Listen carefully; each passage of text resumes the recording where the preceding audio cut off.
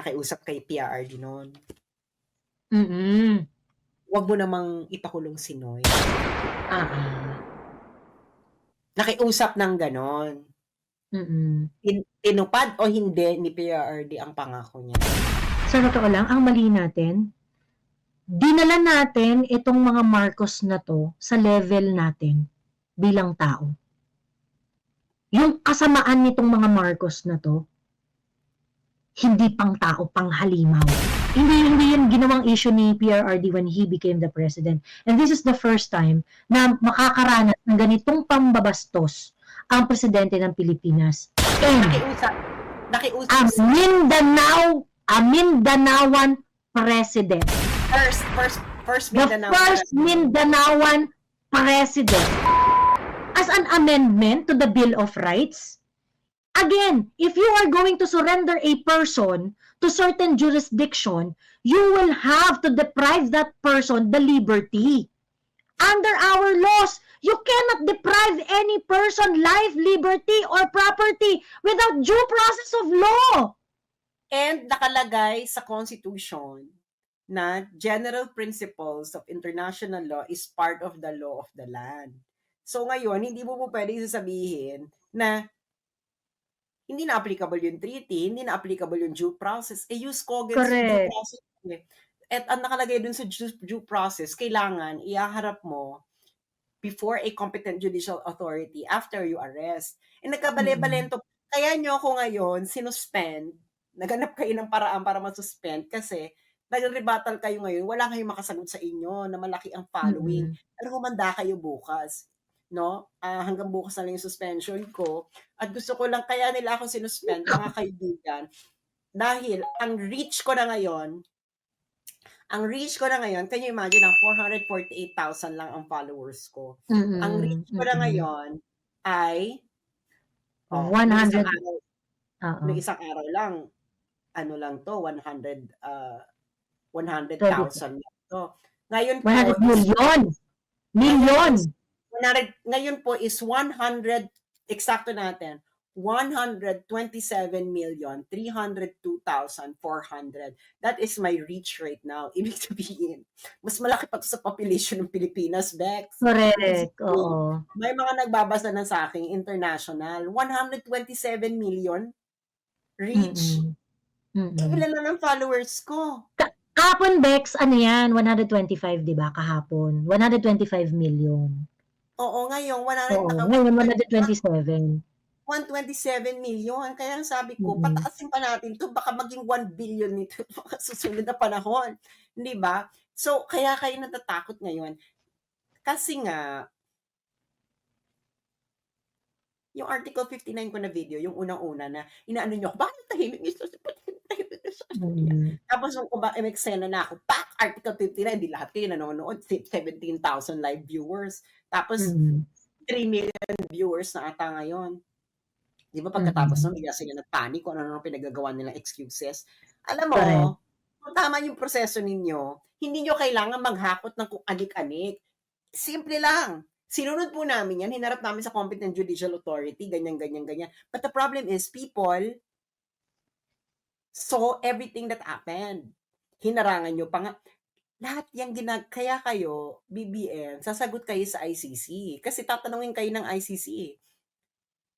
Paano nyo inaresto? At hindi kayo pwede magsinungaling kasi may video. Correct. Pati yung mga ni Diwata na yung inaano niyo yung counsel. Tapos, required, girl, na ipapakita mo yung warrant of arrest. Required Well, actually, kung sakaling hindi nila ipapakita yung warrant of arrest na physical, what is indispensable is that you give that person a day in court. That the person is given an opportunity to question the warrant. Yun yung fatal defect na ginawa ni Torre. You did not provide a day in court for PRRD. Ayun na nga. Kasi nga, lalabas yan lahat. Baka lalabas to ng mas maaga. Kaya nga, di ba, yung unang atake nung is walang jurisdiction, yung arrest, hindi ito tama, unlawful, ganyan. So, itinodo nila kagad ng first kaboom. So ngayon, um, that now only ang bola ng court nasa prosecutor. Ang gagawin ng ICC diyan, pagkokomentan nila ang Philippine government. How did you arrest? Maliit lang ang Filipino community niyan, Oo. Lahat ng Wala nang mga Pilipino.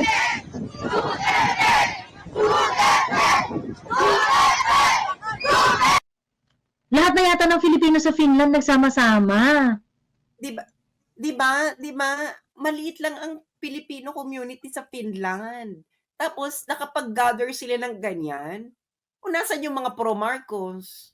Bakit walang nagrarally na pro-Marcos sa Europe na ganyang kalaki ngayon?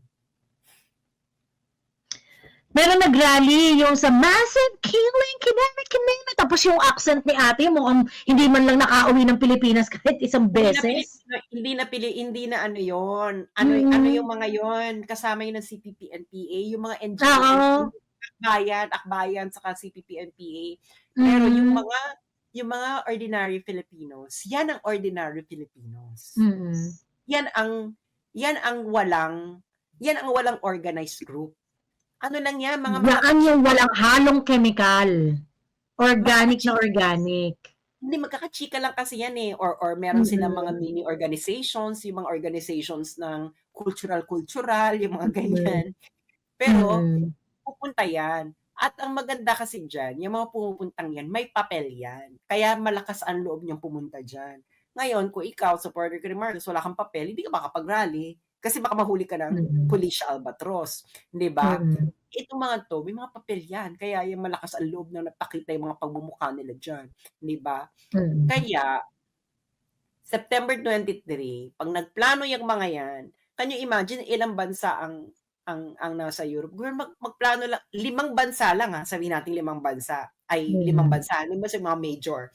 UK, Spain, Italy, Germany, Netherlands. Sabihin natin yan lang 5 lang. Tapos ang token nila 100 each. 500 na yun, girl. 500 na yun. True. So, galit ang mga to. Di ba? Galit yung mga yan.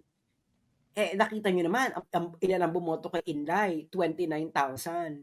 Oo. Ang bumoto kay Lenny, 11,000. Oh. Paano kung topakin yung 29,000 na yun? Correct. Oo.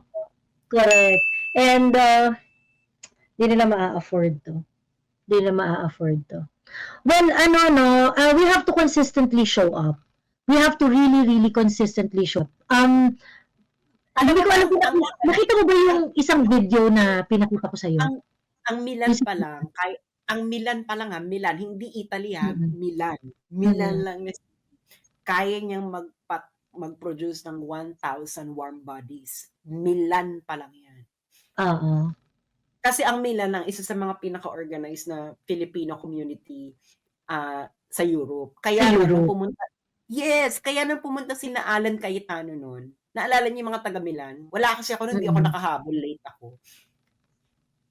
Kaya yung sina, di ba Ate Enhance, nung nag-ano tayo sa Switzerland, nakailang, parang 500, naka 300 atang guest noon.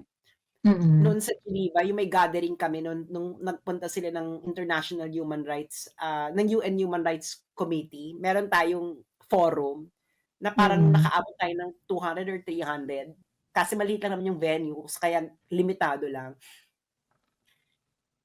Mag-galvanize yan. And remember, yung mga supporters, karamihan ng supporters ni Bongbong sa Europe, karamihan doon mga sosyalera or mga pasosyal. Yung mga supporters ni Dico, hindi ko talaga yung halika, let's go, ganyan yung mga yan. Ganyan yung mga yan, let's go. Pero sinasabi ko sa inyo, Milan pa lang na DDS, kaya nila mag-produce ng 1,000. Correct. And ano, the value of the OFWs is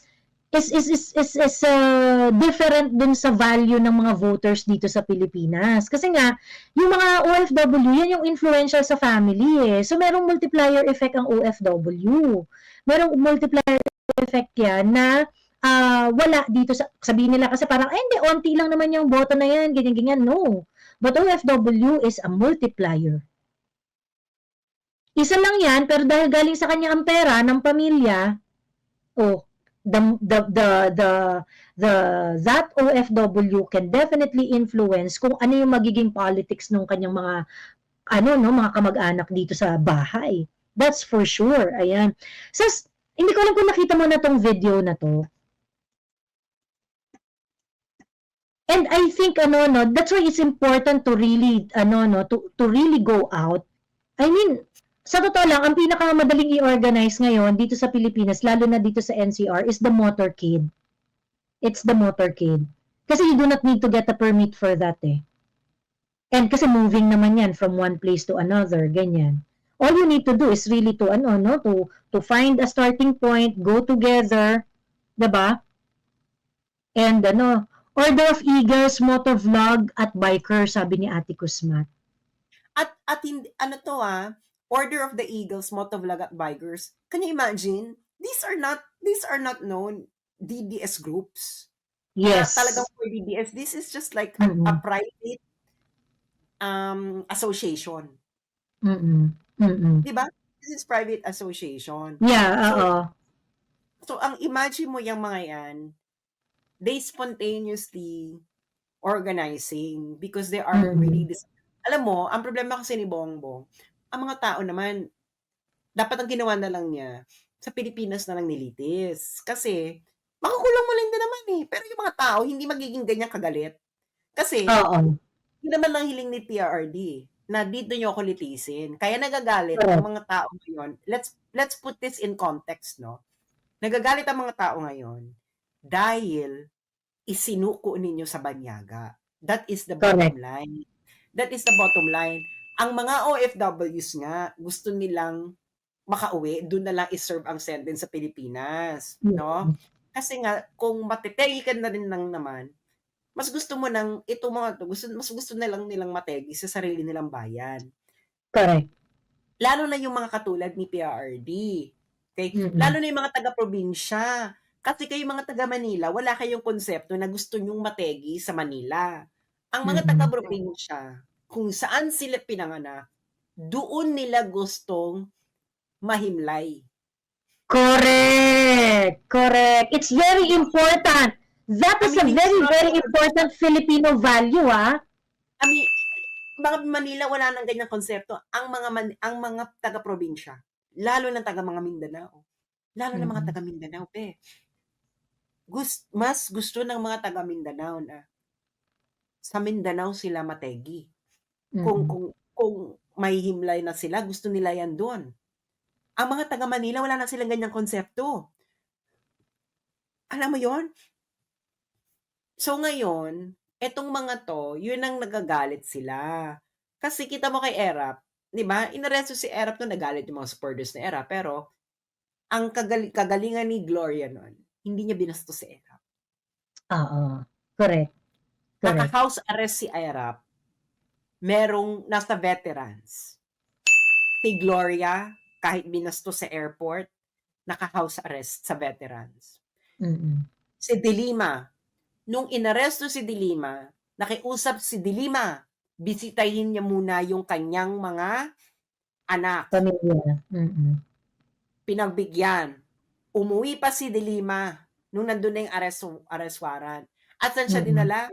Sa Krami. NBI detention facility. Hindi Krami. sa Hindi siya sa ordinary jail. Ordinary kulungan, yes. Ito, kauna-unahan tong presidente, binastos nyo. Itong kauna-una, sabi nga ni Freddy Aguilar, nasubaybayan niya lahat ng presidente ng Pilipinas mula kay Diosdado Macapagal hanggang ngayon. Ito lang kauna-unahang presidenteng ganitong binastos ng nakaupong presidente. Hindi ginanya, si Erap ay natanggal ng upheaval. EDSA, nirespeto pa rin nung pumalit Mm. na gobyerno. Mm. Tao Mm. na ang nagpatalsik kay ERAP, ERAP. Mm. pero nirespeto pa rin ni Gloria. Ito, hindi naman 'to pinatalsik ng tao, eh. Mm. Si Duterte, nung siya ay natapos, siya ang pinakamataas na trust rating sa recent presidents ever. Ever! Unprecedented approval and trust rating at Tapos, the end of presidency. kaya ka nga nanalo dahil nangako ka ng continuity. Na umano yung mga tao sa'yo, naniwala, kaya ka nanalo, kaya ganyan kalaki ang boto mo. BBM. Tapos ganyan, ibibigay mo sa banyaga, ang pakiusap na nga lang ng matanda, litisin siya sa Pilipinas. Mm. Tapos hindi mo pa pinagbigyan? Mm. Ano, si De Lima nga, nung inaresto, nakiusap si De Lima na bago siya ikulong, dalhin muna siya sa bisitahin niya muna yung mga anak niya. Mm. Oh, di ba? Kaya ngayon, ang masasabi ko lang ay, alam nyo, may tinatawag na karma. Okay? Ganito lang yan. Ang mga Duterte ngayon, nasa bottom na sila, rock bottom na ang mga Duterte ngayon. What is the only way? What is the only way if you're rock bottom already? Go up. And Sasa, I would just like to add something. Kung ikaw ay nasa tuktok, pwedeng tumaas ka pa. Dalawa yung pwede mong direction, pwedeng tumaas ka pa or you go down. Di ba?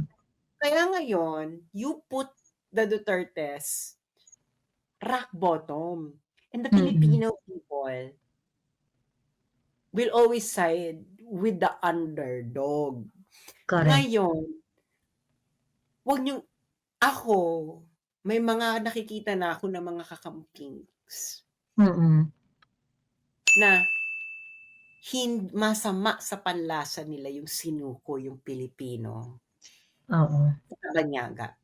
May mga nakikita na ako na high profile. Hindi lang sila sasalita kasi nga bababoy na. Masama sa panlasa nila yun. Na magre-review, girl. May kasaysayan. Magre-review ng kasaysayan. Yung mga yan. Ano nyo si De Lima? O di pag-aralan natin, paano ba inaresto si De Lima? Si De Lima, pinagbigyan. Eto, nakita natin ang ginawa ni Torre. Nakikiusap lang, nahintayin yung anak, ayaw. Ayaw rin papasukin, ayaw rin silang pagkitain. Sinabi na ni PRRD that Inday is her counsel. But no. And on top of that, Inday is the Vice President of the Philippines. Diba? Si De Lima nakiusap na gusto niya munang makita yung mga anak niya bago siya ikulong. Si De Lima ay nabibisita ng kanyang mga anak. Si De Lima ay nakakapagtrabaho. Remember, si De Lima bilang senador ay sumusweldo bilang senador habang nasa kulungan. Si De Lima ay may desk. Si De Lima ay may mga files.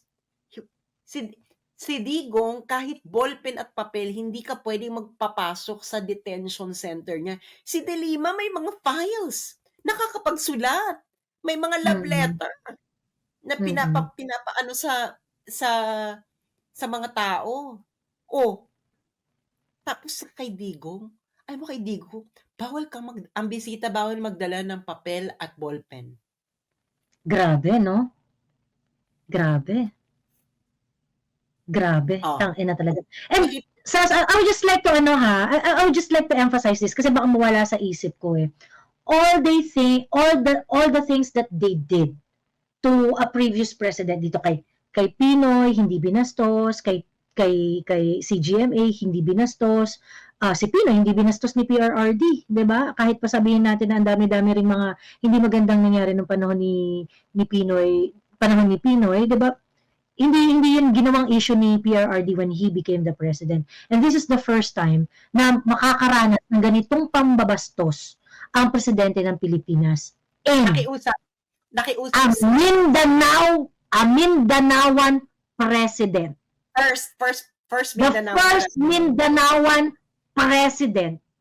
And you're going to treat him this way? And ang ano niyan, ang eksena niyan, ito na, ang kwento sa kaparangan, yung Mm-mm. anak ng bayani, nakiusap kay PRRD noon. Mm-mm. Huwag mo namang ipakulong si Noy. Nakiusap ng ganon. Mm-mm. Tinupad o hindi ni PRRD ang pangako niya? Tinupad niya. Tinupad niya, oo. Tinupad niya. Di Mm-mm. ba? So, ngayon, yang ginagawa nyo kay PRRD ngayon, kung anong this is actually, you cannot justify to me na you have to surrender a Filipino to a foreigner. When all this time, na pag may nakukulong na Pilipino abroad na may kasalanan, gusto mong pauwiin. Kahit naka sasabihin mo murder kasi. Hello, may mga OFWs na murder pero pinapauwi natin para sa Pilipinas mag-serve, nililigtas mo pa. Mm-mm. Oh. O, di ba kiniklaim nga ni BBM yung kay Mary Jane Veloso? At Diba? si Mary Jane Veloso, may convicted ito ng drugay. Mm-mm.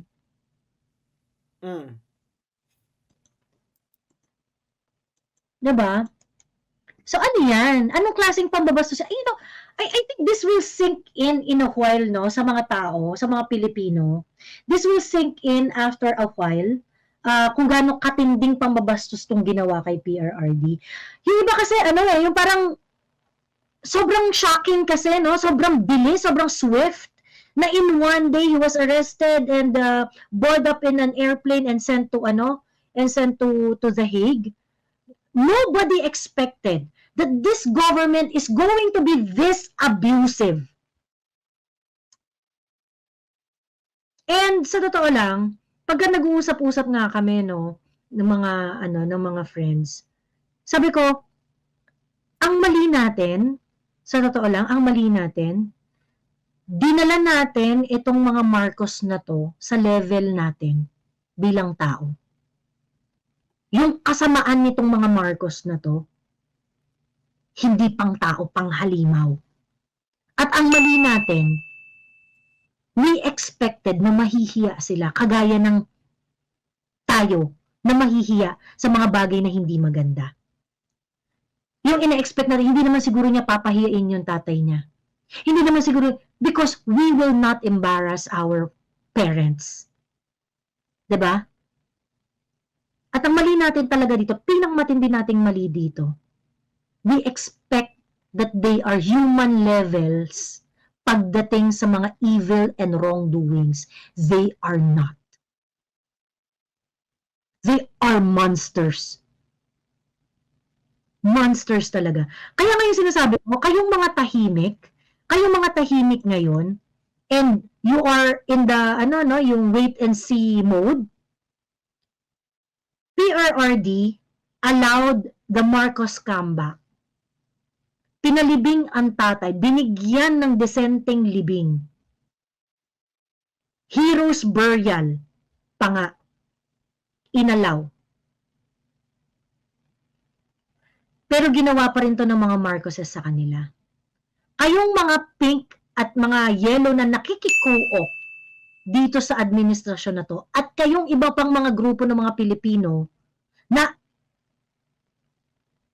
ayaw pang makialam, na ayaw pang intindihin yung mga nangyayari. You think meron kayong pang bargain na hindi tinulungan kita dati, hindi ganyan-ganyan.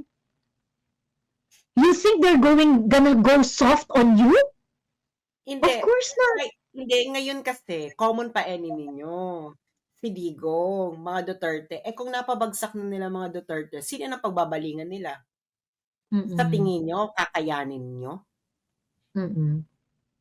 Ang Marcos Romualdez tactics, wala kayong pera. Saan kayo Mm. tatakbo? Amerika, kakampi ni BBM ang Amerika. Mm. Pupunta kayo ng anong tatakbuhan nyo. Tapos, that's gonna be the ending. No? Nakita na Mm. natin to sa history. Like for example, kay Cory, nagsabuatan sila noon, yung CPP-NPA, ganyan, People Power, Kuno, Emerald. Nung napagkaupo na ni Cory, sila na yung pinagbalingan. Talagang ubos ang lahi. Mm. Ubos ang lahi kayo noon, di ba? Tapos ngayon, di ba, pati nga yung Vice President nga ni Cory, tinaboy niya, si Doy Laurel. Mm. Can you Totoo. imagine si Doy Laurel? Kaya, And Doy Laurel was supposed to, Doy Laurel is supposed to be the flag bearer of the party. Ang pinalit dahil mas winnable daw si Cory, siya yung pinatakbo. Ganon. Pagkatapos kasi nga namatayan, asawa ni Ninoy eh. Pero nung nagkaroon ng EDSA Revolution, at naging na nga siya, naging Vice President na nga to si Doy Laurel. And, well, siguro ganun talaga, yung mga tao talaga, when they get the power, they change. Ayun. So, yung mga napag-usapan nila about Philippine policies, about things that has to be done in the country, wala na, thrown out the window na. Diba? So, eventually, Doy Laurel resigned as a Vice President of, Hindi siya nag-resign. Wala siya! Nag-resign siya! Ha? Alam ko, hindi siya nag-resign, girl. Sa cabinet siguro. Baka nag-resign sa cabinet. Ganon. Nag-resign siya sa tinanggal May letter siya na which because I do not want to be part of your Nag-resign siya ng Secretary of Foreign Affairs. sa cabinet. Nag-resign sa cabinet.